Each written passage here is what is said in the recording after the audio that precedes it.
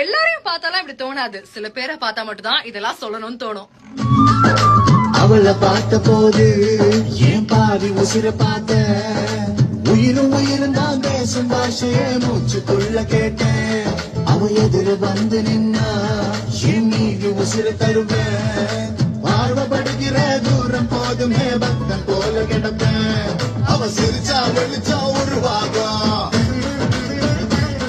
அவ இமச்சா உலகம் இருட்டாகும்.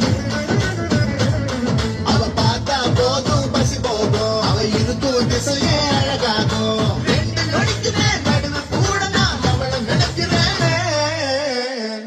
கிளியே கிளியே கீக்கி கிளியே குயிலே குயிலே அவங்களுக்காக எவ்வளவு எஃபர்ட்ஸ் போட்டாலும் தப்பு இல்லைன்னா